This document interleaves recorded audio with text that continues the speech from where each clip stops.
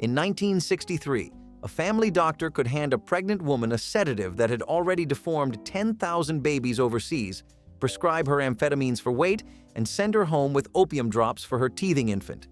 Here are 30 weird things doctors recommended in the 1960s that are illegal now. Mercurochrome was the first thing your mother reached for when you came inside bleeding. That bright red-orange liquid dabbed onto a skinned knee or a sliced finger with a glass applicator stung just enough to make you believe it was working. Every medicine cabinet in the country had a bottle. What families did not know was that the active compound, merbramine, was a mercury derivative developed at Johns Hopkins University in the early 1900s. Mercury, even in small concentrations, is a neurotoxin that accumulates in fatty tissue with each exposure. It does not flush out, it builds up. Every scrape, every cut, every playground fall meant another dose absorbed directly through broken skin. Questions about its toxicity were raised as early as 1931, and poisoning reports surfaced for decades. The FDA spent half a century looking the other way, and it was not until 1998 that the agency finally reclassified mercurochrome as an untested drug, effectively pulling it from American shelves. Long before infant acetaminophen existed, mothers kept a small brown bottle of paregoric on the shelf beside the baby formula. It was a camphorated tincture of opium, containing morphine, anise oil, and benzoic acid, and it was sold without a prescription in pharmacies across the country. Doctors recommended it for teething pain, infant colic, diarrhea, and fussy sleeping. The dosage instructions printed right on the label included infants as young as 5 days old. A single ounce contained roughly 13 milligrams of morphine. Parents rubbed it on swollen gums, mixed it into bottles, and spooned it directly into tiny mouths without a second thought, because their own pediatrician had told them to. It took until 1970 for the federal government to reclassify paregoric under the Controlled Substances Act, finally requiring a prescription. By then, generations of American babies had been dosed with opium before they could walk. Your mother's obstetrician may have told her to smoke. That is not an exaggeration. Throughout the 1960s, doctors advised pregnant women that a cigarette could calm their nerves, ease nausea, and help control excessive weight gain. Tobacco companies ran advertisements featuring physicians in white coats endorsing specific brands, and medical journals accepted full-page ads from cigarette manufacturers without hesitation. The 1964 Surgeon General's report linked smoking to lung cancer, but said almost nothing about pregnancy. Hospitals had ashtrays in maternity wards. Nurses smoked at their stations. Millions of women smoked through all 9 months because the person they trusted most, their doctor, never told them to stop. In 1960, the FDA approved Opitrol, a capsule containing a mixture of amphetamine salts, including methamphetamine, as a prescription treatment for obesity. Doctors handed it to housewives the way they handed out aspirin. But the real madness was the rainbow pills. Patients walked into specialized obesity clinics and left with a personalized cocktail of brightly colored capsules, amphetamines to kill the appetite, thyroid hormone to accelerate metabolism, digitalis to increase heart rate, barbiturates to offset the jitters, and laxatives to flush everything through. One dispensing diet doctor paid $71 for 100,000 amphetamine tablets and sold them for $12,000. By 1962, American pharmaceutical companies were producing 8 billion amphetamine tablets per year. The weight came off. So did years of cardiac health. The Controlled Substances Act of 1971 finally slowed the pipeline, but not before an entire generation of women had been chemically wired to a scale. If the diet pills kept you wired during the day, the barbiturates were supposed to bring you down at night.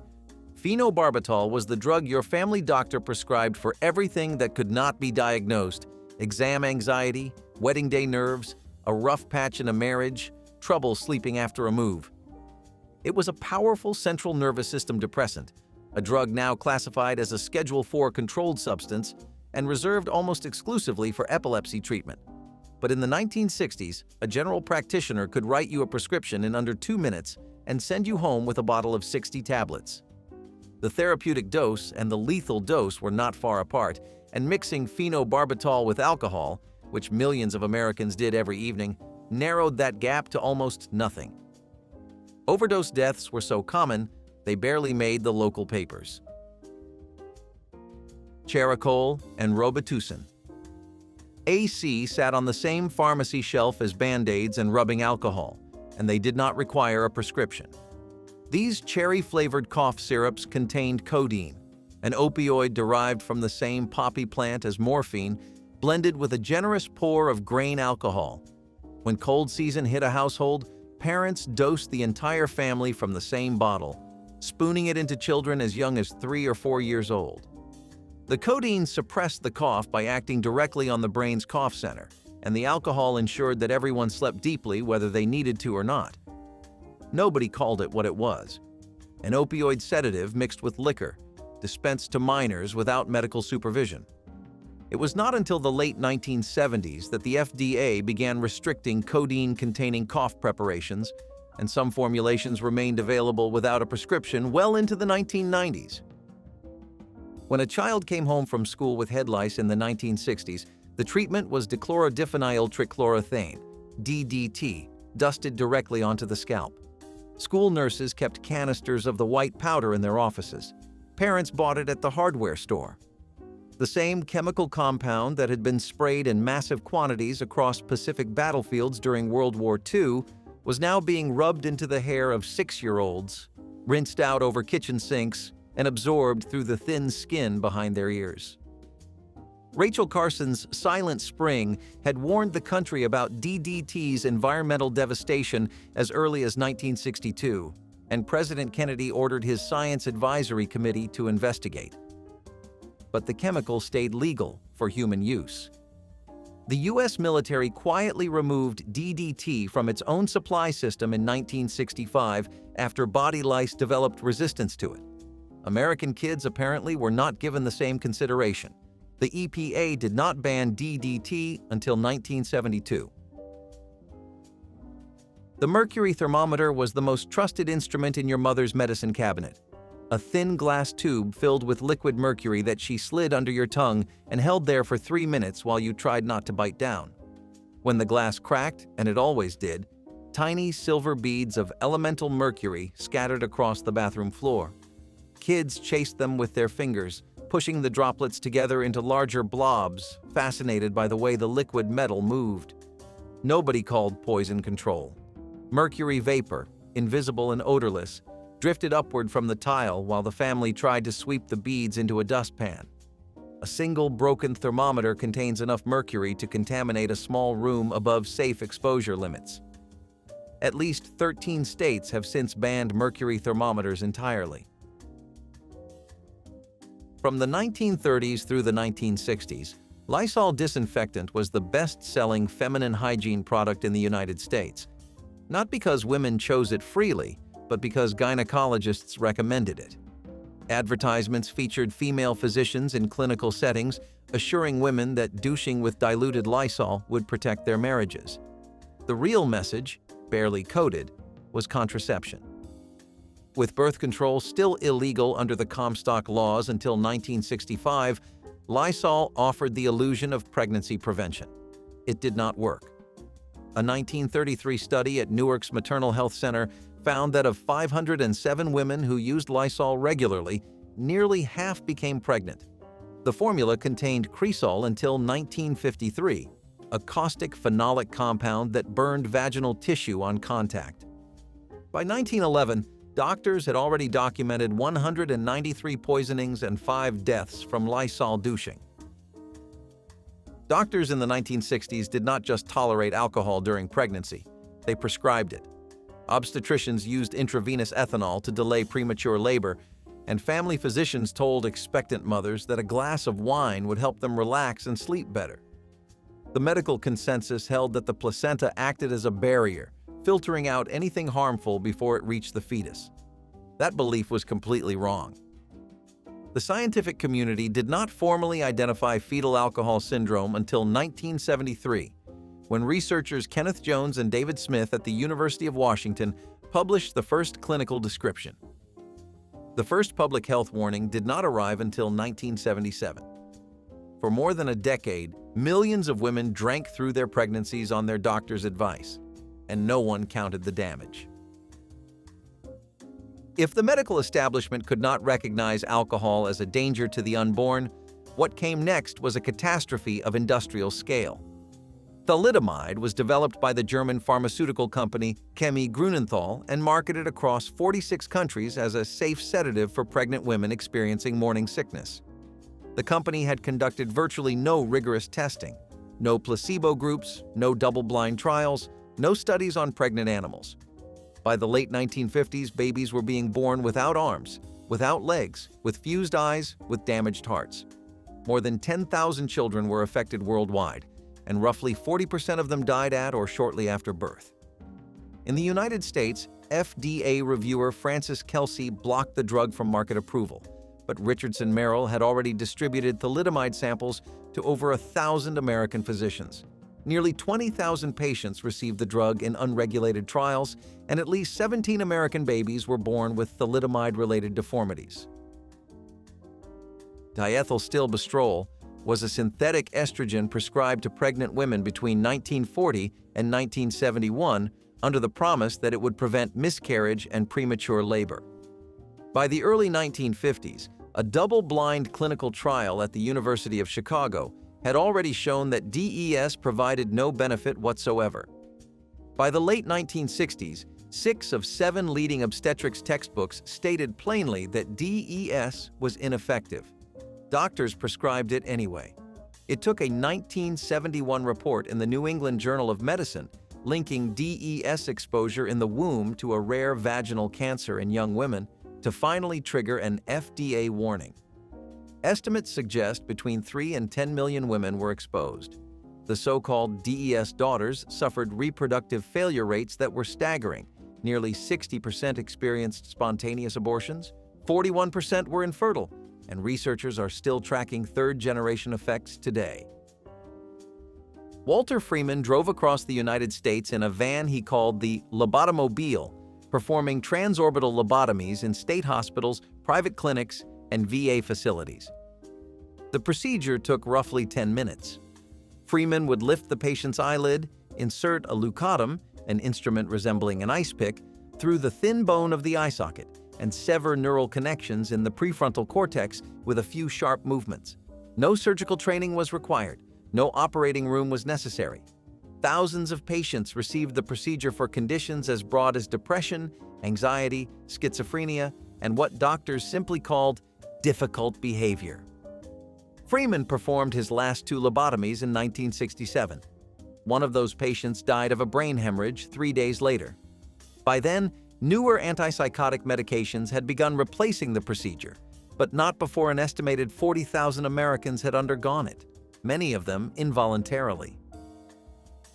Before antipsychotic drugs arrived, psychiatrists had insulin. Insulin coma therapy was introduced in 1927 and remained in widespread use through the early 1960s. The procedure was simple in concept and brutal in execution. Physicians injected patients with massive doses of insulin to drive their blood sugar so low they fell into a deep coma, sometimes lasting 1 to 4 hours. The theory was that these extreme metabolic shocks could somehow reset a disordered brain. Patients received this treatment daily, sometimes for months, with doctors administering as many as 50 or 60 sessions per person. A 1941 U.S. public health survey found that 72% of American asylums were using the method. The mortality rate ranged from 1 to 10%, meaning that for every 100 patients strapped to a bed and pushed into a chemical coma, as many as 10 did not wake up. The treatment was quietly abandoned as chlorpromazine and other drugs proved both safer and more effective. The medical establishment was not the only place where radiation was handed out carelessly. Your local shoe store had its own X-ray machine. The shoe-fitting fluoroscope, manufactured primarily by the Adrian Company of Milwaukee, stood about 4 feet tall in polished wood and invited children to slide their feet into a slot at the base. 3 viewing ports at the top let the child, the parent, and the salesperson all gaze at a live X-ray of the foot bones glowing inside the shoe. A 1956 study in the British Medical Journal found that a single 20-second fitting delivered radiation doses up to 102 times greater than a modern full-body CT scan. Pennsylvania became the first state to ban them in 1957, but the machines lingered. The last known shoe-fitting fluoroscope in the United States was still operating in a department store in Madison, West Virginia in 1981. If you had asthma in the 1960s, your doctor might have told you to smoke. Asthma cigarettes containing stramonium and belladonna, both derived from toxic plants in the nightshade family, were sold over the counter at pharmacies and marketed as a treatment for breathing difficulties. The logic was that inhaling the alkaloid-laced smoke would relax bronchial passages and open the airways. Some manufacturers produced children's versions with smaller doses. The packaging showed cheerful families breathing easy, with not a single mention that the patient was inhaling combustion products directly into already compromised lungs. The active compounds carried their own risks. Belladonna in sufficient doses causes rapid heart rate, hallucinations, and seizures. These products stayed on shelves for years, sold alongside actual medicine, recommended by actual physicians to people who could not breathe. The American Psychiatric Association classified homosexuality as a mental disorder in the Diagnostic and Statistical Manual, and through the 1960s and early 1970s, doctors treated it accordingly. Aversion therapy was the preferred method. Electrodes were attached to the patient's wrist or lower leg, and electric shocks were administered while photographs of same-sex subjects were displayed. The goal was to condition the patient to associate attraction with pain. Some clinics used apomorphine instead, a drug that induced violent nausea, pairing the sickness with images meant to represent the patient's own desires. Patients ranged in age from 13 to 40. Many were referred by courts, parents, or military officials who gave them no real choice. The APA did not remove homosexuality from the DSM until 1973, and aversion therapy continued in some institutions well beyond that date. The damage done to those patients, the shame engineered into their nervous systems by the medical profession itself, was never formally acknowledged. Methaqualone arrived on the American market in the mid-1960s under brand names like Quaaludes and Sopor, prescribed as a sleeping pill that was supposedly safer than barbiturates.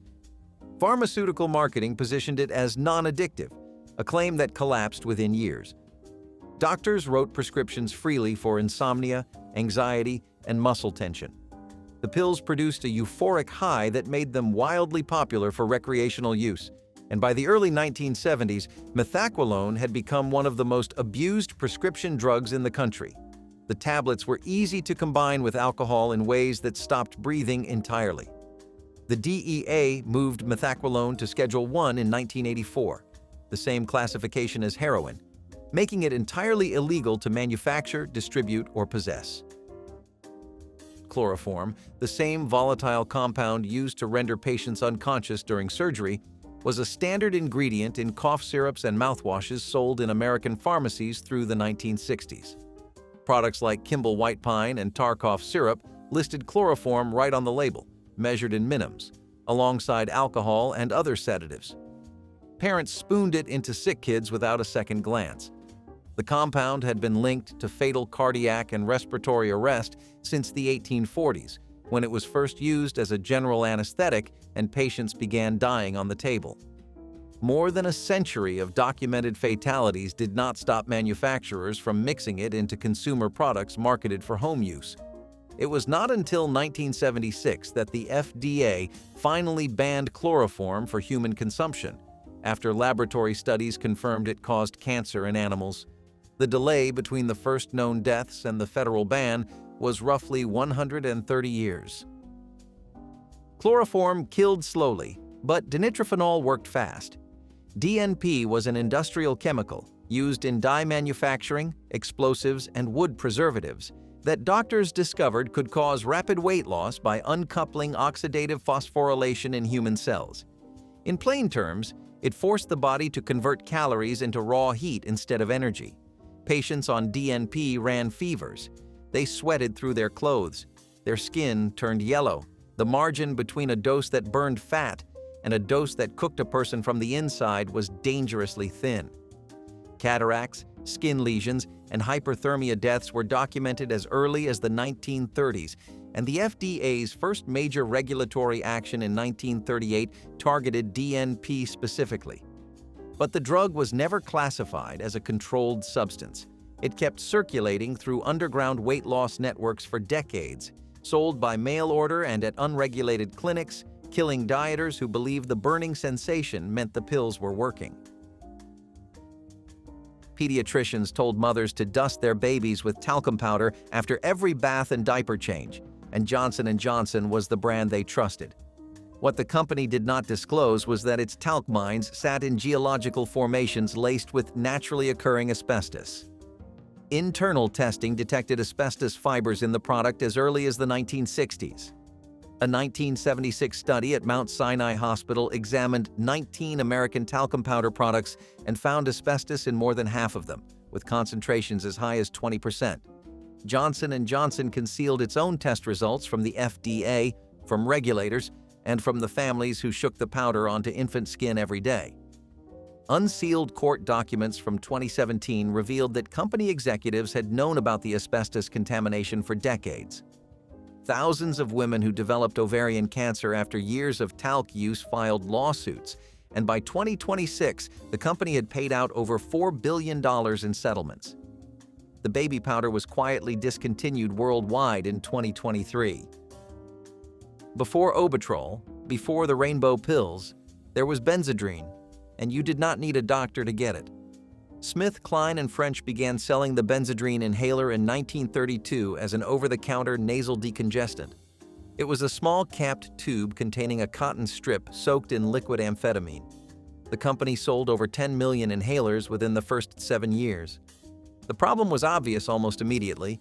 Users figured out they could crack the inhaler open, pull out the amphetamine-soaked strip, and either chew it or dissolve it for a concentrated stimulant hit. Students used them to study. Truck drivers used them to stay awake on cross-country hauls. Housewives used them to get through the day. A 1947 study at a military prison found that 1/4 of all inmates were eating the contents of Benzedrine inhalers. The FDA restricted the inhalers to prescription only in 1959 and banned them entirely by 1965. But by then, amphetamine had already woven itself into the fabric of American daily life. Every time a dentist drilled a cavity in the 1960s, he packed the hole with amalgam, a filling material that was roughly 50% mercury by weight. The silver-colored paste was mixed chairside, often by hand, in an open room while the patient sat with mouth agape. Tiny droplets of mercury sometimes spilled onto the floor and rolled under cabinets, releasing vapor for months. Dental offices across the country had measurable mercury contamination in the air, and dentists themselves showed elevated mercury levels in blood and urine samples. Patients received these fillings without informed consent. Nobody mentioned the word mercury, and nobody explained that the filling would release trace amounts of vapor every time they chewed hot food. Composite resin alternatives were not introduced until Raphael Bowen patented bis-GMA in 1962, and even then, amalgam remained the default for decades. It is still not banned in the United States. Dexamyl was the pill that made the 1960s feel manageable, a single capsule containing dextroamphetamine to lift you up and amobarbital to smooth you out.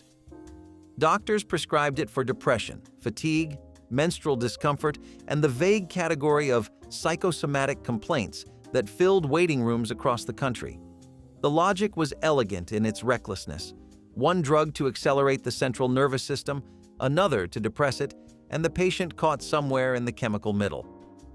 Smith, Kline & French manufactured the combination tablet and marketed it directly to general practitioners who wrote millions of prescriptions without a second thought. The problem was that amphetamines caused dependence going up and barbiturates caused dependence coming down, so Dexamyl created two addictions for the price of one. Withdrawal from either drug alone was dangerous. Withdrawal from both simultaneously could trigger seizures and cardiac arrest. The prescriptions did not stop at pills. Doctors sent patients home with radiation.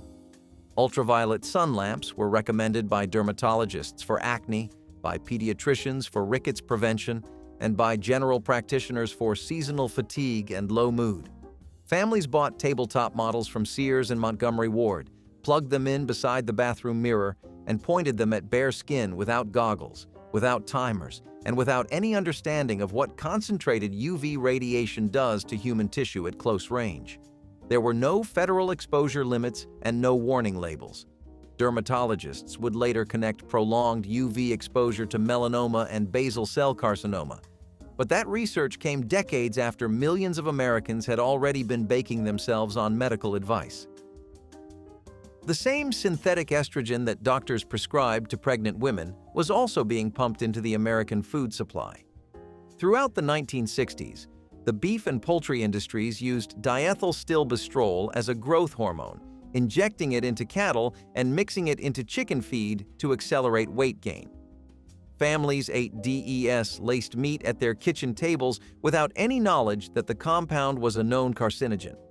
The connection between DES and cancer was established in 1971, when researchers linked it to vaginal tumors in women exposed in utero. The FDA moved to restrict its use in livestock that same year. The industry fought back, and DES was not fully phased out of animal agriculture until 1979. 8 years after the cancer link was confirmed. By the early 1960s, American surgeons were removing over 1 million sets of tonsils per year, making tonsillectomy the most common surgical procedure performed on children in the country.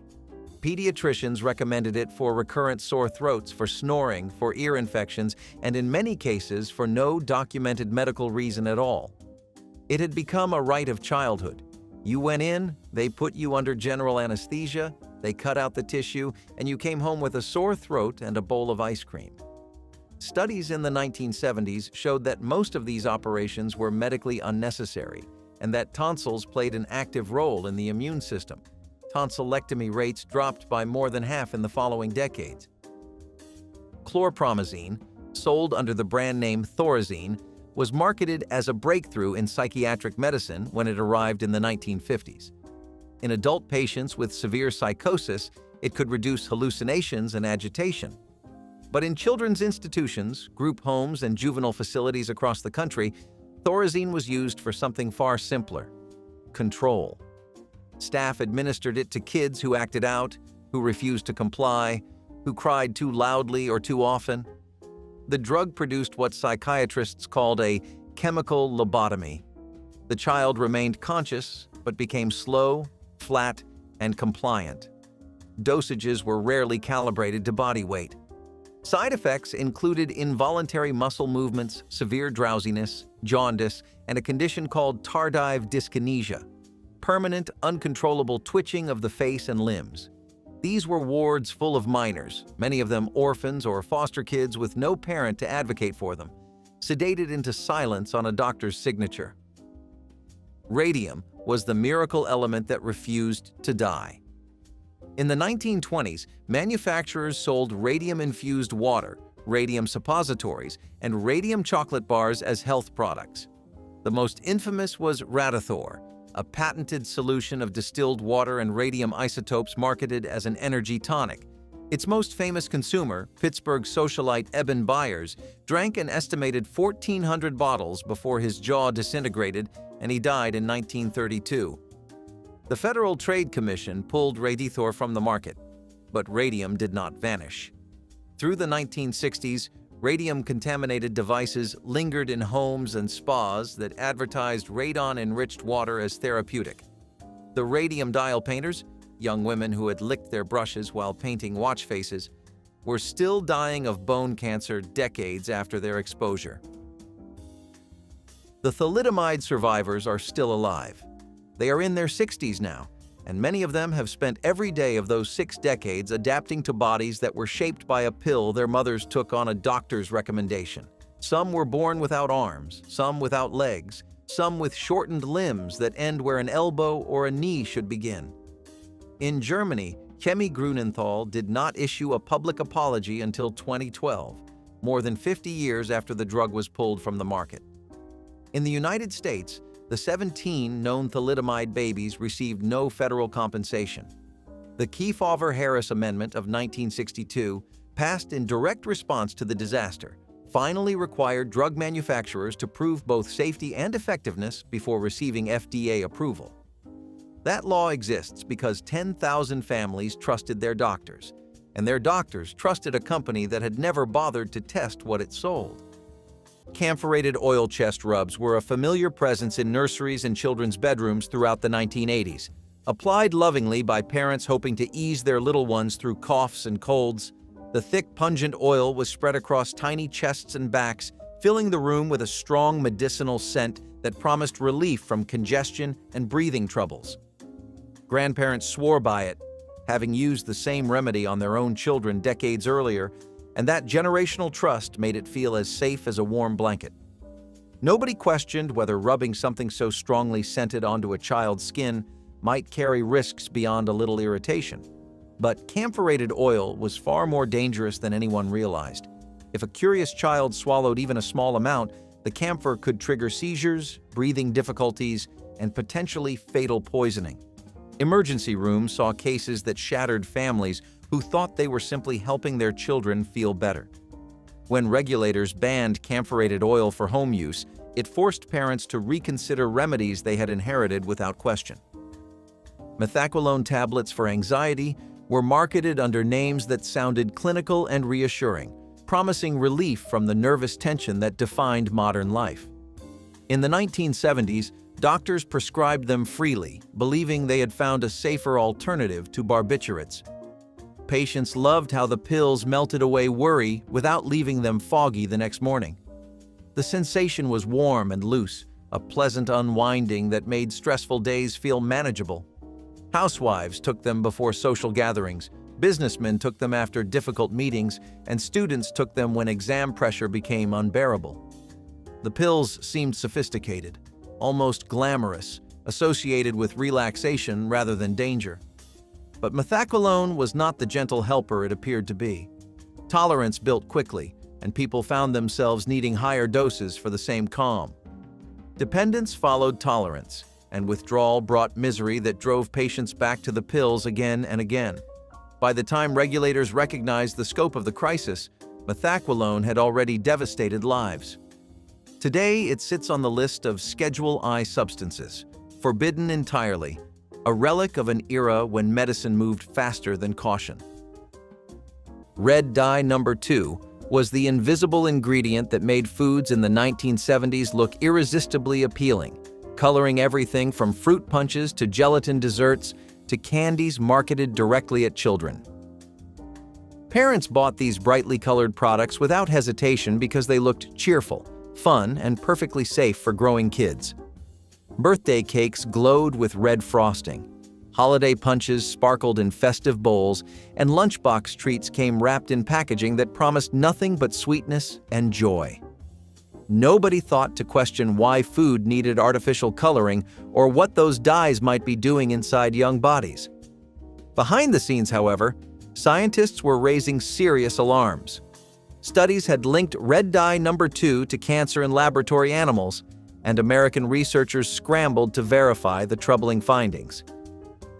The FDA faced mounting pressure as consumer advocates demanded answers about an additive used for decades without proper testing.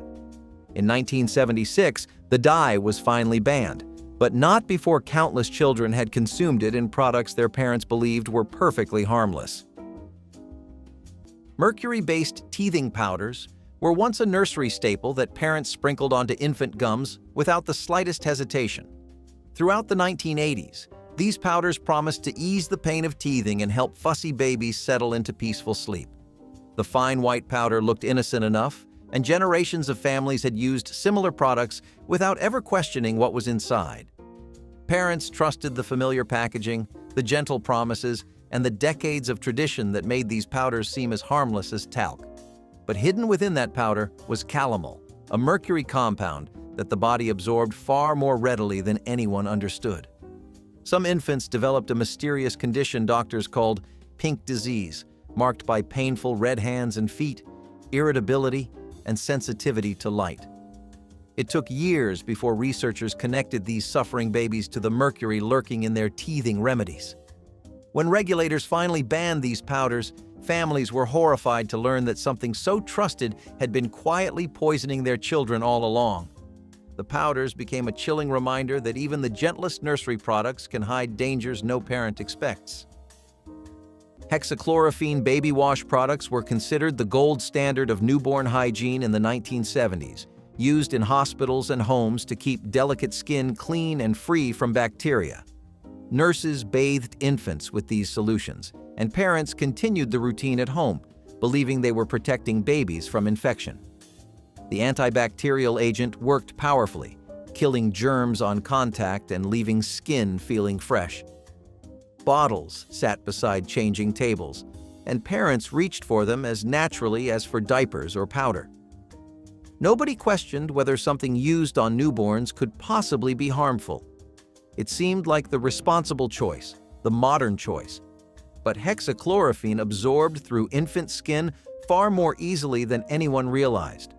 Studies revealed that repeated exposure caused brain damage in babies, particularly premature infants, whose systems were even more vulnerable.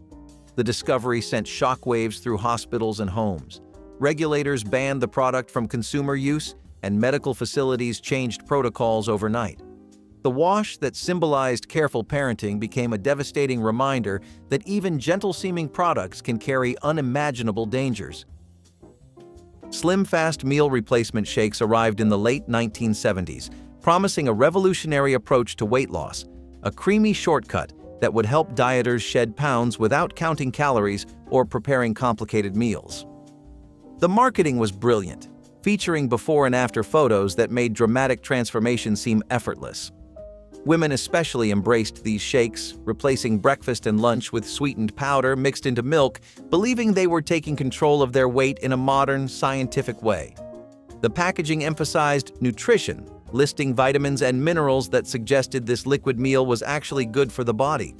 What the cheerful advertisements glossed over was that these early formulas were nutritionally incomplete, loaded with sugar, and designed more for short-term results than long-term health.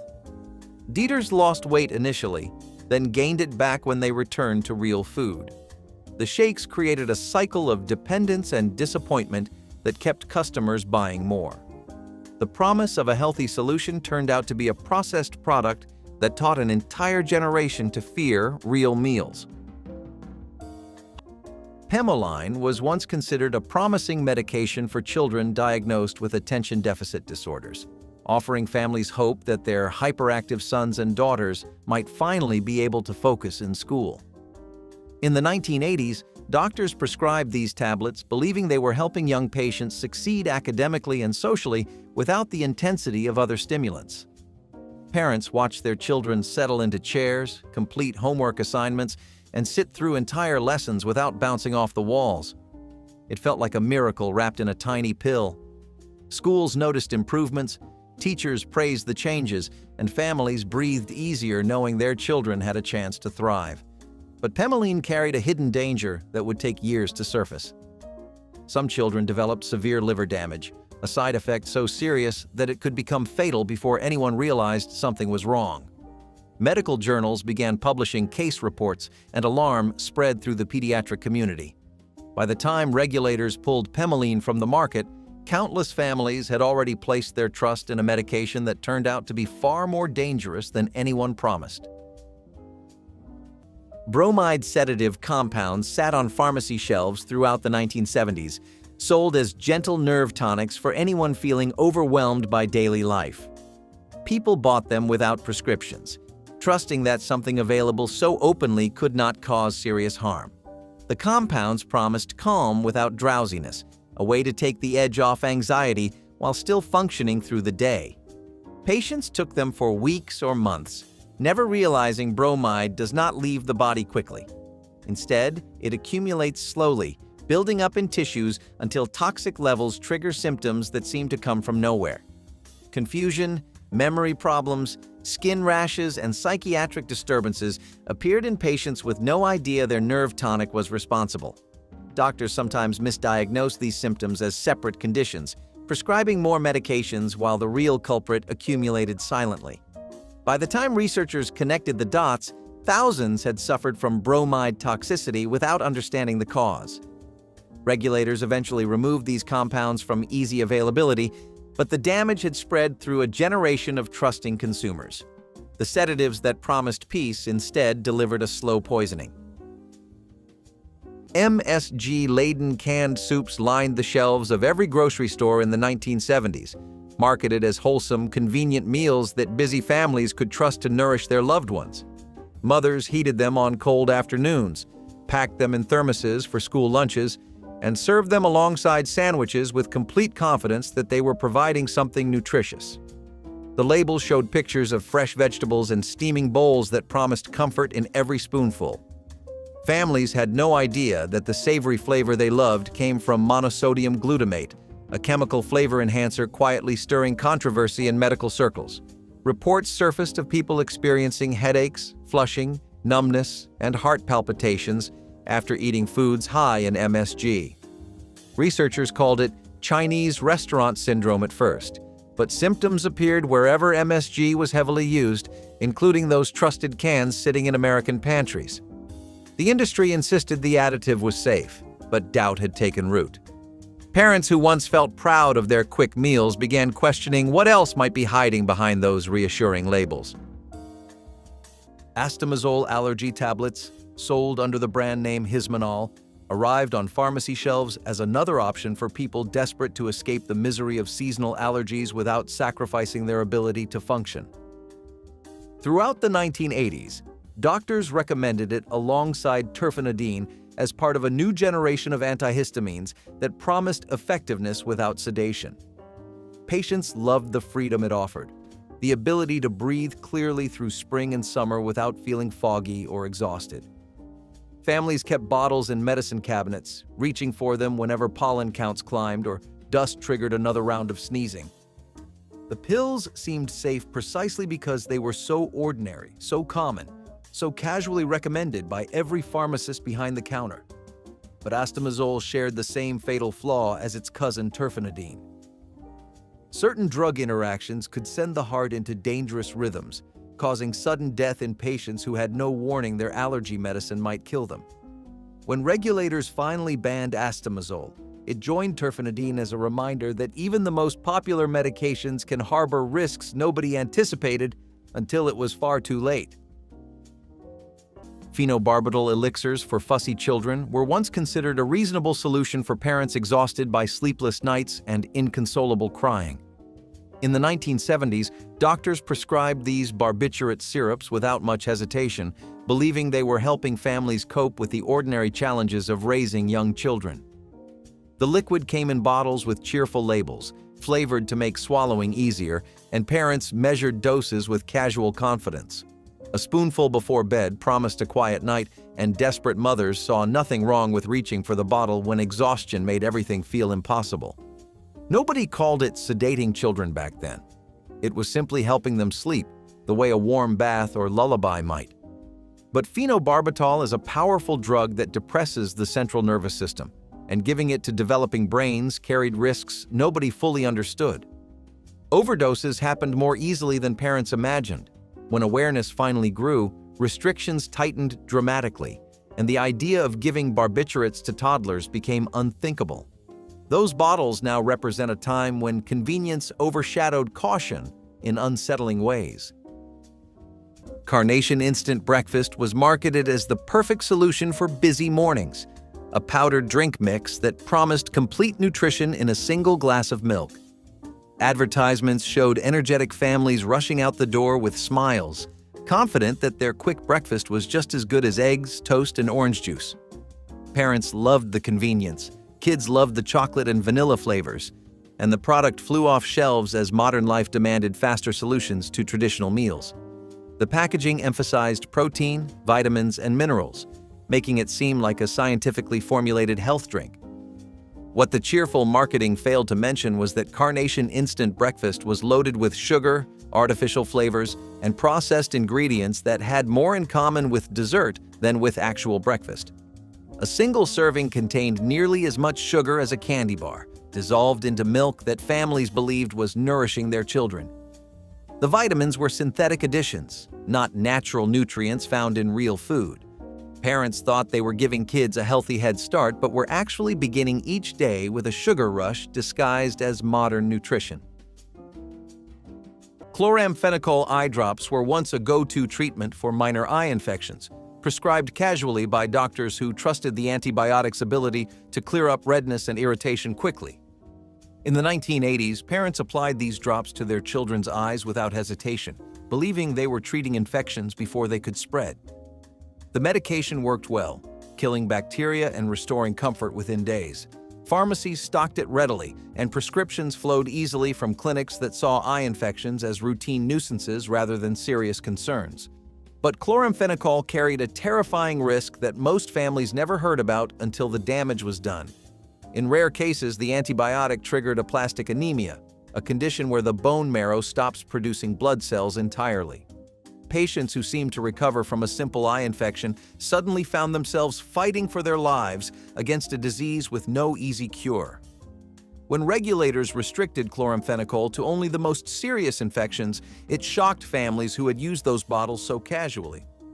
A simple eye drop became a reminder that even routine treatments can carry devastating consequences.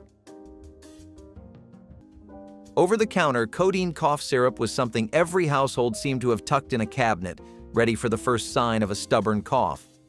In the 1970s, people walked into pharmacies and grabbed bottles without prescriptions, trusting that anything available so freely must be harmless. The thick, sweet liquid coated sore throats and quieted coughs that kept families awake through long winter nights. Parents spooned it into children, grandparents sipped it before bed, and nobody imagined they were consuming an opioid with real risks. The taste was almost pleasant, a combination of medicinal and sugary that became oddly comforting during sick days. People took it more often than they needed, believing if a little helped, more would help faster. For years, this continued without alarm, because codeine seemed ordinary compared to drugs people worried about. But bodies do not distinguish between ordinary and dangerous when it comes to opioids. Dependence crept in quietly, and misuse became harder to ignore. Regulators eventually moved codeine behind prescription pads, ending an era when cough relief came with risks nobody mentioned. Margarine was sold as the heart-healthy miracle spread that would save American families from the dangers of butter, and in the 1970s, nearly every kitchen had a tub of it sitting in the refrigerator door. Doctors recommended it, nutritionists endorsed it, and advertisements showed happy families spreading it on toast with the confidence that they were making a smart, modern choice. People genuinely believed that switching from butter to margarine would protect their hearts and keep them healthier for decades to come. The spread was cheap, it melted smoothly, and it came in bright yellow packaging that made it look wholesome and natural. What nobody understood was that margarine was loaded with trans fats, artificially created through hydrogenation that turned liquid oils into solid spreads. These trans fats did not protect hearts at all. Instead, they clogged arteries, raised bad cholesterol, and increased the risk of heart disease far more than the butter they were meant to replace. Decades later, researchers would call trans fats one of the most dangerous ingredients ever introduced into the American food supply. Phenylpropanolamine cold medicines were found in nearly every medicine cabinet throughout the 1980s, sitting right next to aspirin and cough drops as if they belonged there forever. Parents reached for these decongestants whenever a child's nose started running or a sinus headache settled in, trusting the familiar packaging and the promises printed on every box. People took them before work, before school, and before bed, believing they were doing the sensible thing to get through cold season. The pills worked quickly, shrinking swollen nasal passages and making it possible to breathe again. Nobody imagined that the ingredient clearing their sinuses might also be affecting their blood vessels in dangerous ways. It took years of medical reports before researchers connected phenylpropanolamine to hemorrhagic strokes, particularly in young women who seemed otherwise healthy. When the ban arrived, millions of households were forced to throw away products they had trusted for years. What had once been a harmless cold remedy became a symbol of how easily something familiar can turn out to be far more dangerous than anyone imagined. Darvon painkillers were among the most prescribed medications in America, handed out for everything from headaches to minor injuries to the dull aches of aging. In the 1970s, doctors viewed these pills as a safe step between aspirin and stronger narcotics, perfect for patients who needed more but not the stigma of heavier drugs. Families kept bottles in medicine cabinets, reaching for them whenever pain interrupted routines.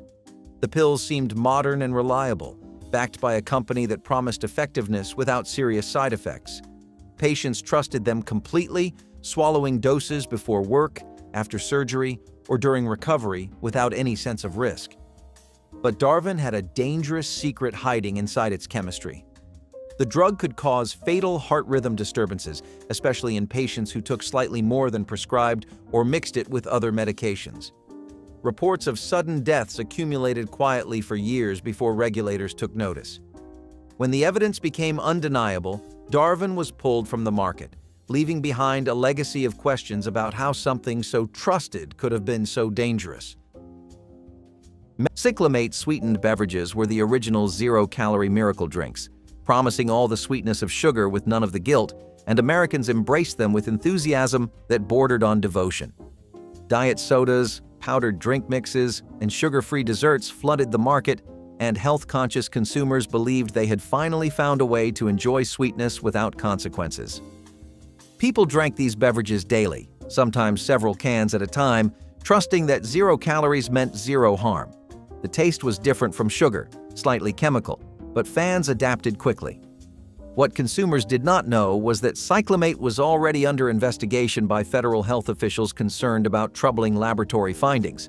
Studies showed that rats fed high doses developed bladder tumors, and the evidence was strong enough that the FDA took dramatic action. In 1969, cyclamate was banned entirely, yanked from shelves with urgency that shocked loyal consumers. People who had been drinking these products for years suddenly wondered what damage might already be done. The ban became one of the first major food safety scandals to shake American confidence. Fenformin diabetes tablets were once seen as a breakthrough for people struggling to manage their blood sugar without relying entirely on insulin injections. In the 1980s, doctors prescribed these pills with confidence, believing they offered patients a simpler path toward stable glucose levels. Families felt relieved when their loved ones could swallow a tablet instead of facing needles every day, and the medication spread quickly through communities where diabetes was becoming more common. People trusted their doctors, trusted the pharmacies, and trusted the science that brought these tablets into existence. But fenformin had a flaw that took years to fully understand. The drug could trigger a dangerous buildup of lactic acid in the blood, a condition that progressed silently until it became life-threatening. Patients who seemed fine one moment could collapse the next, their bodies overwhelmed by a reaction nobody had anticipated. When regulators finally pulled fenformin from the market, the news shocked families who had placed so much faith in those small tablets. It was a painful reminder that even medications meant to heal could carry risks hidden deep within their chemistry. Paregoric drops for teething babies were something grandmothers swore by, a thick, brownish liquid that seemed to calm fussy infants almost instantly. In the 1970s, parents rubbed it directly onto swollen gums without realizing they were applying a preparation containing opium. The bottle sat in medicine cabinets alongside baby aspirin and diaper cream, treated as just another tool for surviving teething. Mothers passed down the recommendation from generation to generation, believing they were sharing wisdom rather than danger. Babies who had been crying for hours would suddenly grow quiet, their little faces relaxing into peaceful sleep. It seemed like a miracle, and nobody questioned why it worked so well. Pharmacists sold it without hesitation, and doctors rarely warned against its use. But opium does not belong anywhere near an infant, and the risks of respiratory depression and overdose were far greater than anyone understood. When regulators examined the evidence, paregoric was pulled from availability and eventually banned for pediatric use entirely. The drops that once soothed countless babies now stand as a reminder of how dangerous substances hid behind tradition. Liquid protein diets swept through the 1970s like wildfire, promising rapid weight loss for anyone desperate enough to replace real meals with a few ounces of flavored liquid. Doctors recommended them, Celebrities endorsed them, and millions of Americans skipped breakfast, lunch, and dinner in favor of bottles that claimed to deliver all the nutrition a body could need. People lost weight fast, sometimes 20 or 30 pounds in weeks, and the medical establishment treated it as a breakthrough. Dieters mixed powders into shakes, sipped prepackaged formulas, and watched the numbers on the scale plummet with pride and hunger. What nobody realized until the bodies started piling up was that these liquid diets were nutritionally catastrophic. The protein came from low-quality sources like collagen, lacking essential amino acids the heart desperately needed. Dieters developed fatal heart arrhythmias, collapsing without warning as their bodies gave out. By the time the FDA investigated, nearly 60 deaths had been linked to these products. The weight loss miracle that promised a new body instead delivered tragedy to families who trusted science that was never properly tested. Bromide sedatives found their way into countless cough syrups and nerve tonics throughout the 1980s, promising calm relief for anxious patients and restful nights for those who could not sleep.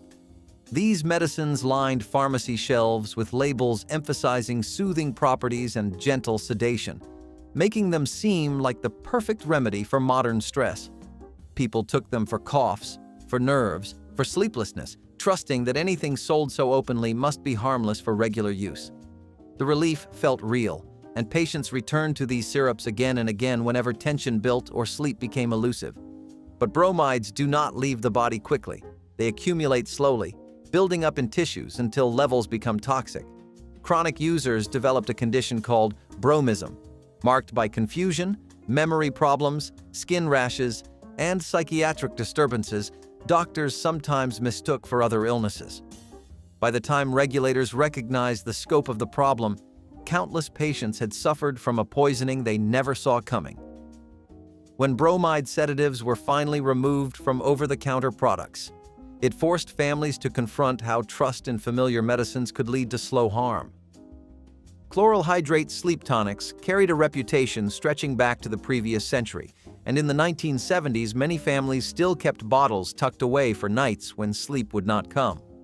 Doctors prescribed it casually, viewing it as a gentle solution for patients needing help drifting off. The liquid had a sharp taste that people swallowed quickly, chasing it with water to mask the burn. It worked fast, pulling users into a heavy sleep that felt almost too deep to be natural. Travelers took it for long flights, anxious patients took it before procedures, and exhausted parents took it after weeks with newborns. Nobody talked about chloral hydrate being the active ingredient in the infamous knockout drops of crime novels. The margin between a therapeutic dose and a dangerous one was uncomfortably narrow, and mixing it with alcohol could turn a simple sleep aid into something fatal. When overdose reports and accidental deaths mounted, regulators restricted access and eventually removed it from common use. The tonic that once promised rest now serves as a reminder of how easily trust can be misplaced in something familiar. Tab Cola was the glamorous diet drink of the 1970s, marketed directly to women who wanted to stay beautiful, thin, and modern without giving up their soda habit.